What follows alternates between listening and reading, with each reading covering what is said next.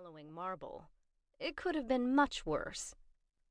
The facade of the building is stark white, and the only thing that identifies it as a school is a small brass plaque, the size of a sheet of notebook paper, mounted to the left of the main entrance. There are 4 stories above the ground and 2 below, and the building is shaped like a U, with the bottom of the U facing the street and the center containing a private courtyard where the girls can take their lunch trays when the weather permits. There is also an old sugar maple, which at this time of year still has bright green leaves, and from a branch of which, it is rumored, a girl once hanged herself to death after a particularly difficult calculus final.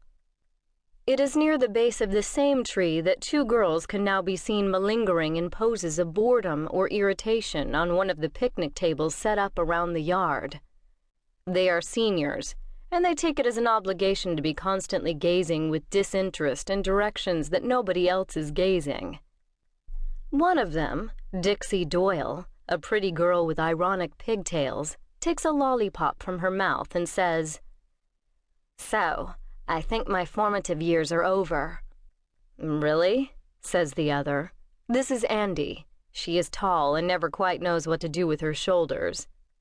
"Over the summer, I marked on the calendar every day that something formative happened.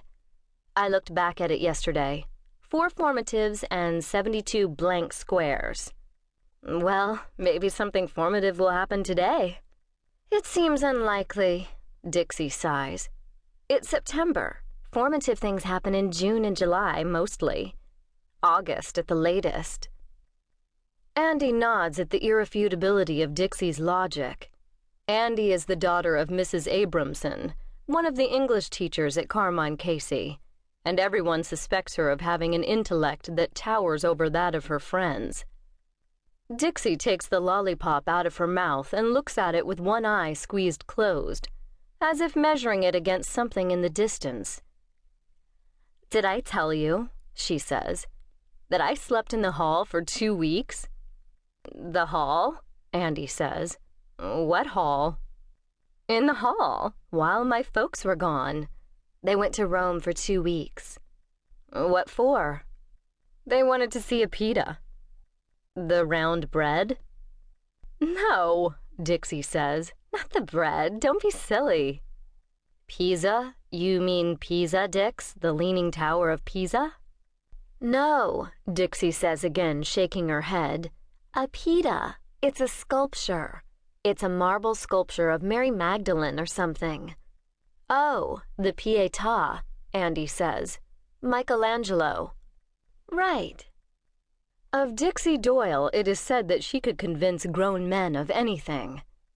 While she is only a mediocre student and a wholly untalented tennis player, she possesses a quality of performed girlishness that turns sex into a ragged paradox for men beyond the age of 30. She speaks with the hint of a babyish lisp, the pink end of her tongue frequently peeking out from between her teeth, but her eyes are implacable fields of gray that at any moment could conceal anything you imagine, or nothing at all. She might be an X-ray registering the skeleton of your soul, or, like Oscar Wilde's women, she might be a sphinx without a secret. But when her friends look at her, especially Andy, who now rubs her eyes open as though her mother were waking her up from bed, what they see is a violence of feminine spirit, their own desire for which they can only begin to articulate. "So anyway," Dixie continues, "after they left, I realized I couldn't stand my room anymore. You know, I was just done with everything in it. I wanted a new perspective. I wanted a non-bedroom perspective. And I saw this thing on TV where in old mansions in England, some of the servants used to sleep in the hall. So I got Brady to come upstairs one day, and he moved my bed into the hall. All I know is that hallways in England must be bigger because it just barely fit."